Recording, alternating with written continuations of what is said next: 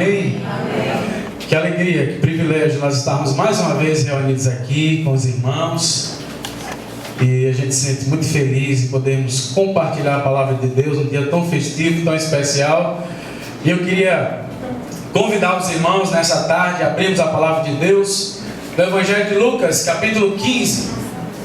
Lucas, capítulo 15, do verso 1 em diante. Nesse primeiro momento nós leremos juntos do verso 1 ao verso 3. Lucas capítulo 15, do verso 1 ao verso 3. Vamos juntos a uma só voz, com todas as versões possíveis e imagináveis aqui. Vamos lá? Aproximavam-se de Jesus todos os publicanos e pecadores para ouvir, e murmuravam os fariseus e os escribas, dizendo: Este recebe pecadores como companheiros. Então,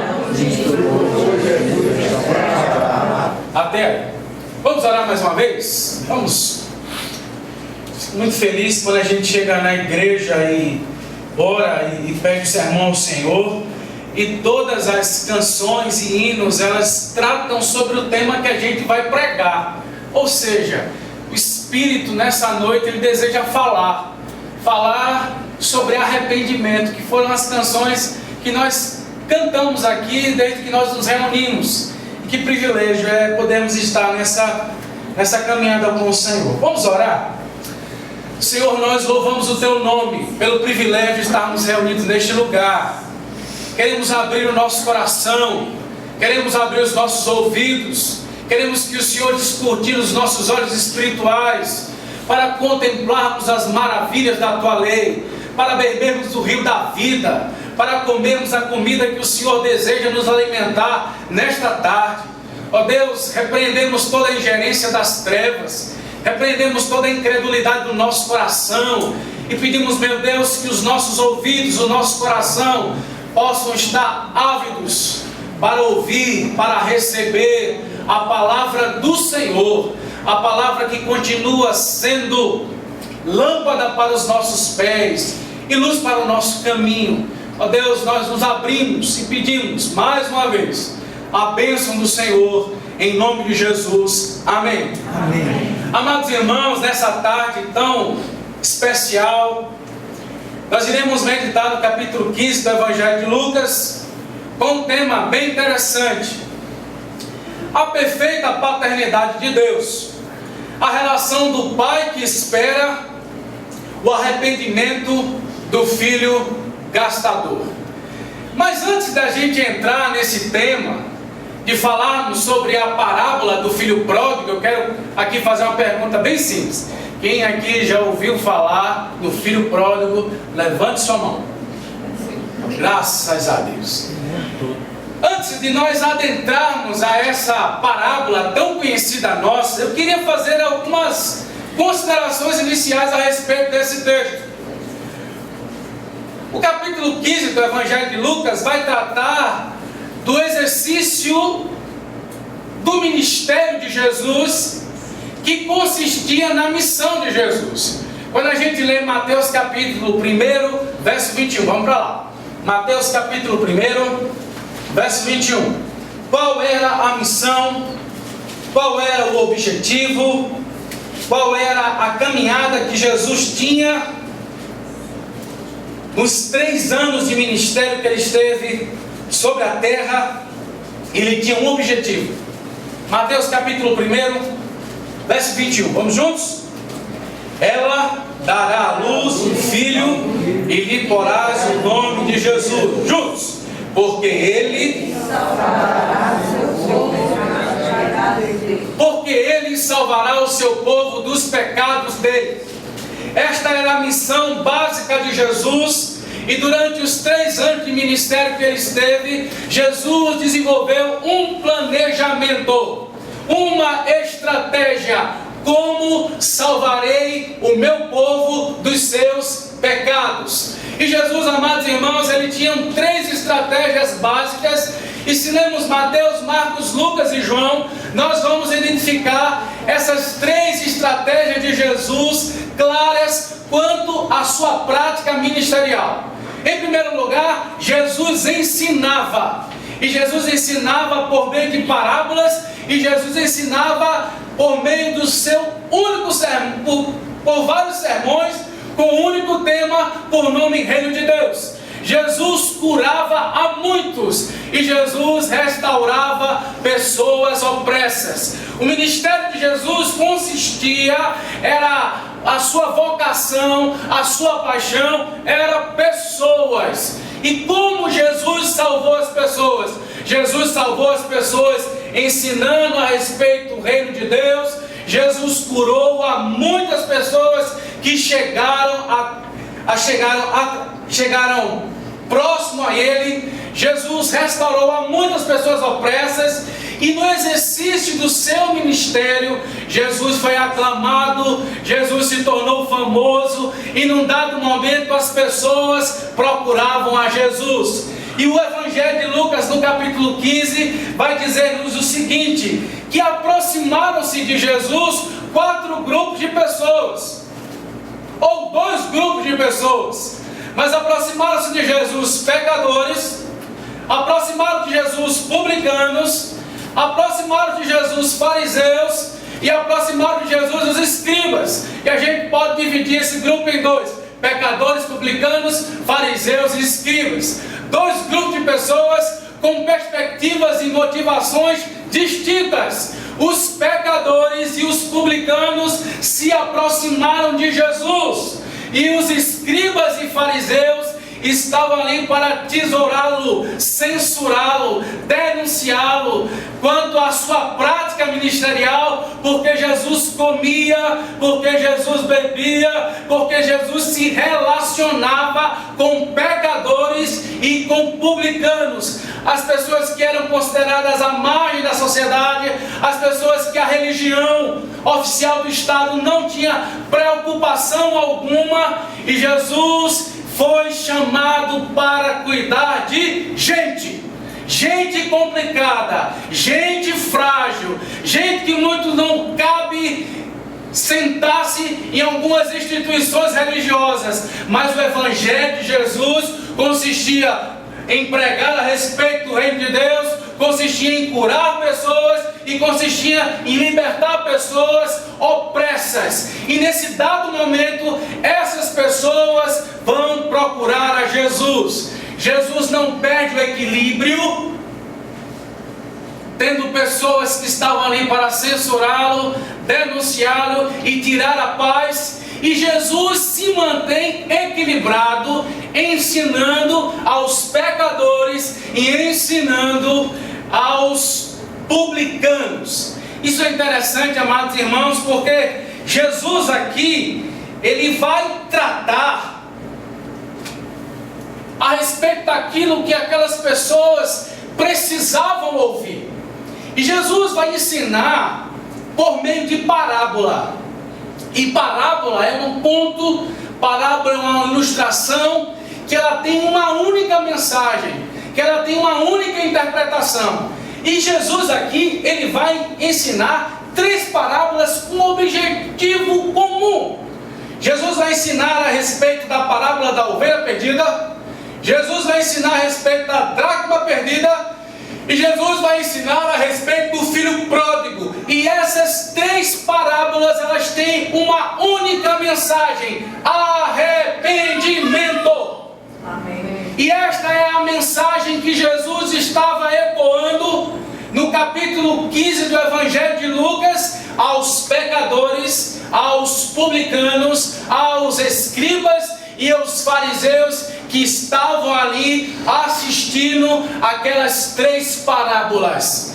E nessas 3 parábolas, nessa noite, eu quero ficar os meus olhos na parábola que se inicia a partir do verso 11. Eu quero que você abra comigo a sua Bíblia, deixe a sua Bíblia aberta, e a gente vai meditar nesse tema: a perfeita paternidade de Deus, a relação do pai que espera, o arrependimento do filho gastador.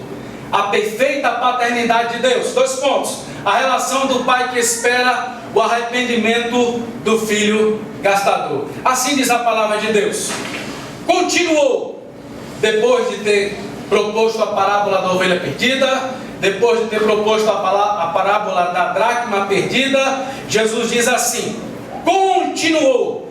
Certo homem tinha 2 filhos. O mais moço deles disse ao pai: Pai, dá-me a parte que me cabe dos bens. E lhes repartiu os haveres. Passados não muitos dias, o filho mais moço, ajuntando tudo que era seu, partiu para uma terra distante e lá dissipou todos os seus bens, vivendo dissolutamente. Depois de ter consumido tudo, sobreveio àquele país uma grande fome e ele começou a passar necessidade. Então ele foi e se agregou a um dos cidadãos daquela cidade, e este o mandou para os seus campos e aguardar porcos. Ali desejava ele fartar-se das alfarrobas que os porcos comiam, mas ninguém lhe dava nada. Então, caindo em si, disse: quantos trabalhadores de meu pai têm pão com fartura, e eu aqui morro de fome? Levantar-me-ei, irei ter com meu pai, e lhe direi: Pai, pequei contra o céu e diante de ti, já não sou digno de ser chamado teu filho, trata-me como um dos teus trabalhadores. E levantando-se foi para o seu pai. Vinha ele ainda longe quando o pai o avistou, e compadecido dele, correu, o abraçou e o beijou. E o filho disse: Pai, pequei contra o céu e diante de ti, já não sou digno de ser chamado teu filho. O pai, porém, disse aos seus servos: trazei depressa a melhor roupa, vestiu, ponde um anel no dedo e sandália nos pés, trazei também e matai um novilho cevado, comamos e regozijemo-nos, porque este meu filho estava morto e reviveu, estava perdido e foi achado, e começaram a regozijar-se. Jesus aqui, amados irmãos, vai continuar a linha de raciocínio, falando a respeito de um tema. Vocês estão lembrados qual é? Arrependimento. Vamos repetir? Arrependimento. E Jesus aqui nesta feita, ele vai ilustrar, a partir de um drama familiar, depois de ter falado sobre ovelha perdida, depois de ter falado sobre dracma perdida, agora ele vai falar sobre arrependimento com a perspectiva familiar. E dentro dessa ideia da perfeita paternidade de Deus, aproveitando o dia de hoje, eu queria compartilhar com os irmãos essa relação. Quando a gente estuda esse texto, a gente é tensionado a dar um protagonismo ao filho, e sem querer a gente fala muito mais do filho do que da pessoa mais importante desta parábola, na minha opinião, que é a pessoa do pai. E alguns comentaristas do Novo Testamento sugerem a mudança daquilo que a gente chama perícope, desse tema que sugere. Em vez de ser o filho pródigo, o pai que espera. E isso é interessante, amados irmãos, porque na realidade o protagonista dessa parábola é o pai. O pai é o ator principal. O pai aqui é a figura mais importante dessa parábola. E, em primeiro lugar, a perfeita paternidade de Deus se dá um pai visionário para um filho insatisfeito. Essa parábola, amados irmãos, ela vai tratar, num primeiro momento, que o pai, na realidade, ele nunca perdeu o controle da vida do filho.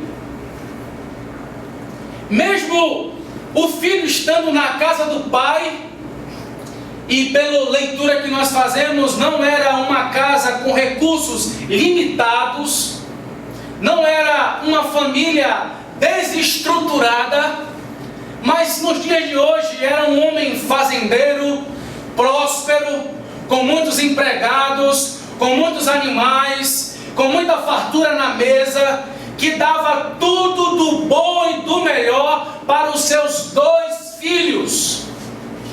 Sendo que o caçula desenvolveu uma total insatisfação por estar na presença do Pai, por estar na fazenda do Pai, por ter tudo do bom e do melhor, por ser cercado de mimos, carinhos e benécias. E esse filho desenvolve essa insatisfação, essa rebeldia, esse espírito aventureiro, essa ilusão de que fora da presença do Pai ele seria extremamente feliz e satisfeito com a sua própria vida e com aquilo que ele queria escrever com relação à sua história. E nós vemos, amados irmãos, um pai, num primeiro momento bonachão, num primeiro momento esquisito, não disciplinador, não voraz, mas o pai visionário. Eu vejo nessa parábola, é como se o pai já estivesse esperando o regresso do filho. O pai em casa, com os seus 2 filhos e com toda a estrutura que ele poderia dar, ele simplesmente está vendo lá na frente, enquanto o filho estava querendo a próxima aventura. O texto diz que esse pai não perdeu o controle e que o pai tinha a expectativa de quanto tudo deveria acontecer. O pai, na realidade, estava esperando a volta do seu filho, ainda que ele estivesse saindo de casa. O pai visionário, o filho insatisfeito. No segundo lugar, a gente vê outra perspectiva, um pai gracioso e um filho iludido pelo desconhecido. O filho tinha tudo que queria e o filho chega com um pai em vida, antecipa os haveres, antecipa a herança, antecipa tudo aquilo que ele poderia levar consigo, algo um tanto quanto esquisito, algo um tanto quanto fora do comum, fora da ordem natural das coisas. E o pai não faz nenhuma intervenção, o pai não cria nenhuma situação, o pai simplesmente, visionário que era, mas gracioso, dando aquilo que o filho não merecia. O filho não merecia aquela herança, o filho não merecia aquela quantia de dinheiro, o filho não merecia nada a não ser umas boas palmadas e uma boa vara de cinturão, ou aquela vara de araçá que dói, não é verdade? Que já apanhou de araçá. E o pai é gracioso, o pai é visionário, o pai é gracioso, e o pai libera o filho para uma viagem. E nesta viagem o filho leva consigo todos os recursos que o pai demorou anos para conquistar. E numa fração de segundos tudo aquilo seria dissipado. E agora o texto ele vai contar a história, a aventura deste filho. O pai continuou visionário na sua fazenda, o pai continuou gracioso na sua casa, enquanto que o filho agora ele decide viver uma vida numa perspectiva completamente diferente daquela que ele foi formado na casa do pai. Em primeiro lugar, se nós observarmos a palavra de Deus, diz que passados, verso 13, passado não muitos dias, o filho mais moço, ajuntando tudo o que era seu, partiu para uma terra distante e lá dissipou todos os seus bens, vivendo dissolutamente. O filho estava numa realidade geográfica e ele decidiu ir para um lugar longe. E neste lugar longe, ele estabeleceu o modo de vida dele. E a vida daquele filho seria completamente diferente da vida que ele tinha aprendido na casa do pai. Ele decidiu fazer ao contrário daquilo que o pai havia ensinado. Ele preferiu viver de forma dissoluta, de forma depravada, de forma desregrada, de forma em lascívia, e gastando tudo aquilo que o pai demorou anos para conquistar. Aquele filho decidiu viver desta forma, longe da casa do pai, numa terra muito distante. E essa escolha de vida, e essa perspectiva de vida, e toda esta aventura que o filho empreendeu, levou o filho a passar por um processo. O pai continuava em casa, esperando a volta do filho, observando a sua volta e querendo restituir tudo aquilo que o filho havia perdido.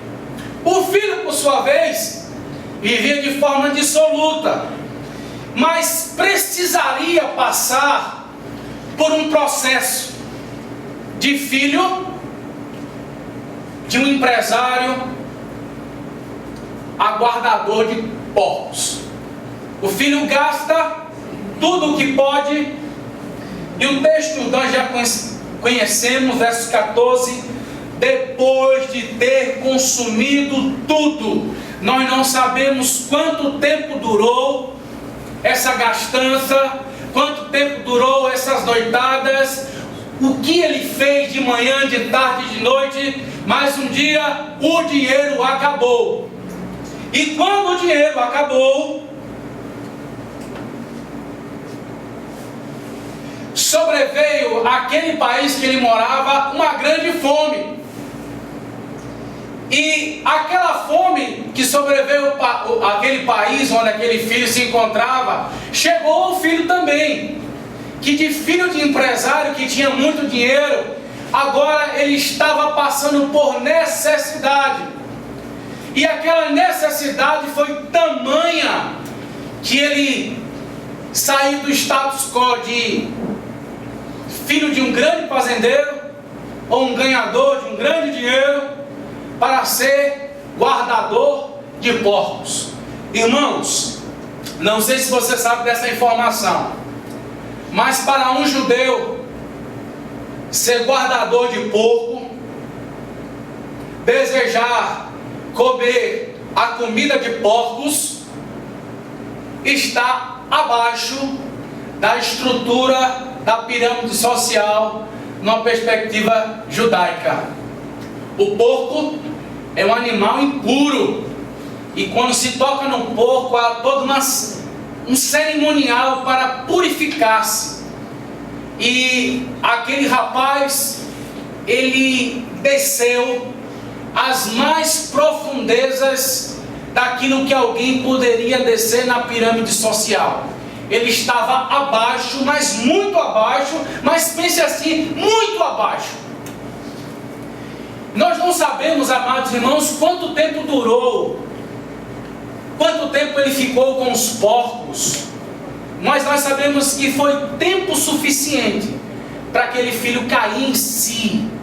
E o texto bíblico vai dizer que ele precisou passar por um processo de filho aguardador de porcos, mas o texto também vai falar que o filho precisou cair em si. E só quando ele caiu em si, quando ele observou que ele estava próximo a porcos, quando ele observou que ele estava desejando comer aquelas comidas, o texto é bem claro: caindo em si, arrependimento. A palavra arrependimento no grego diz metanoia, mudança de mente, mudança de pensamento, mudança de ideologia. É um giro de 180 graus. Você está nessa perspectiva, arrependeu-se, você vai para essa. E diz o texto que ele estava numa terra distante, lembrem-se comigo. E o texto fez um giro, arrependeu-se. Esse é o caminho, e é para aqui que eu irei ir. E ele ensaiou um discurso, e esse discurso seria proferido por seu pai, e ele partiu para a casa do pai. E chegando na casa do pai, o texto diz que o pai estava o quê? Esperando o filho. O pai continuava sendo visionário. O pai continuava sendo gracioso. O filho, que em um dado momento chegou a estar insatisfeito com a presença do pai, iludido pelo desconhecido, querendo viver uma vida diferente daquela que o pai havia ensinado. O filho que passou por um processo de filho guardador de porcos, aquele filho corre para a casa do pai. E ao chegar na casa do pai, quando a gente estuda um pouquinho de cultura judaica, o ancião, ele é uma pessoa reverenciada. O texto aqui afirma uma quebra de protocolo. Na realidade era para o filho ir ao pai, ajoelhar-se e falar tudo aquilo que ele queria falar para o pai. Mas na realidade o texto quebra o protocolo cultural. O pai vê o filho, o pai corre para o filho, o pai abraça o filho, o pai beija o filho, mal o pai deixa o filho falar. E o pai restitui o filho, dando-lhe roupas novas, para diferenciar que aquele era filho, aquele não era empregado. O pai dá sandálias, porque naquela época os escravos andavam descalços, e ele não era escravo, ele era filho. O pai dá um anel para restituir a autoridade de filho, e o pai mata um animal cevado, para significar que aquilo ali era um grande acontecimento, e todos precisavam ficar sabendo que havia alguém que estava morto e reviveu, alguém que estava perdido e foi achado, e este é o meu filho. Amém. E esse texto, amados irmãos, ele tem uma aplicação muito clara, uma mensagem muito clara da parte de Deus para o nosso coração nesta tarde, início de noite. Existe alguma diferença em algum momento da nossa vida e da nossa história entre nós e esse filho? Muitas vezes, amados irmãos, nós estamos numa igreja, somos membros de uma igreja, pertencemos a uma denominação, temos pastores nos pastoreando, estamos participando de escola dominical, de oração, de encontros, mas o nosso coração, dentro de nós, existe um tremendo filho gastador. É uma insatisfação muito grande por estar na casa do pai, por pertencer ao pai, por ser propriedade exclusiva do pai.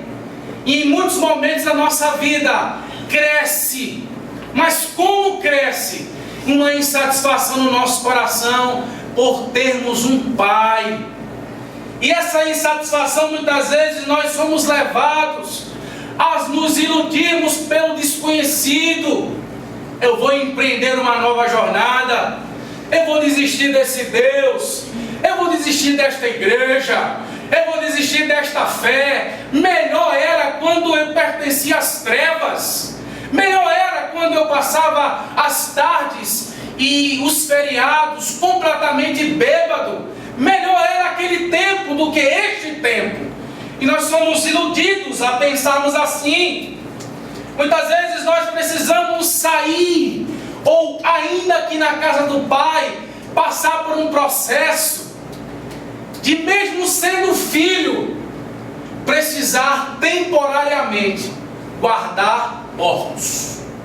Descer, descer, descer, descer, descer, descer, descer, descer, para ali cair em si e voltar a ter saudade da casa do pai, da presença do pai, do convívio do pai, da relação com o pai, do amor pelo pai, da paixão pelo pai, da misericórdia do pai e de tudo aquilo que o pai tem a nos oferecer.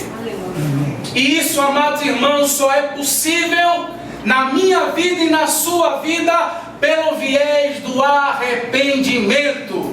E esta é a mensagem do Senhor no dia de hoje: arrependei-vos.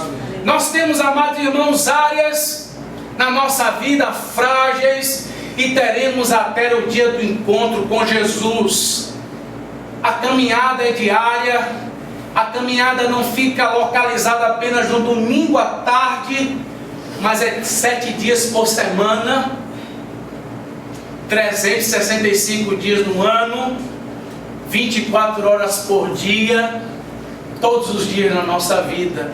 Nós precisamos desenvolver um coração de alguém que se arrepende das suas falhas, que se arrepende dos seus erros, que olha para o seu coração e diz assim: ser propício a mim, pobre pecador. Esse texto também confere a nós uma segunda aplicação. Para mim, que sou pai de 2 princesas, e para tantos pais que estão aqui, e eu olho para esse texto, eu vejo o meu pai Robson sentado aqui, eu consigo ver nele características desse pai. E como pais que somos, o Senhor nos chama nessa noite a permanecermos com os nossos olhos como aquele pai esteve, ainda que o filho esteja insatisfeito com a sua própria vida. Nós que somos pais, nós precisamos enxergar aquilo que o filho não enxerga. Eu preciso olhar para Beatriz e para Bruna aquilo que ela não enxerga, aquilo que ela não vê, assim como meu pai Robson olha para mim, em mim, aquilo que eu não consigo ver, aquilo que eu não consigo compreender. Ser pai é ser gracioso com um filho iludido. É muitas vezes permitir que ele empreenda uma aventura, ainda que lá na frente o pai sofra também, chore, mas é graça. Graça é um favor imerecido, nós não merecemos, mas nós damos. Esse pai, esse filho, ainda que os nossos filhos precisem passar por um processo de filho aguardador de porcos, o pai continua esperando.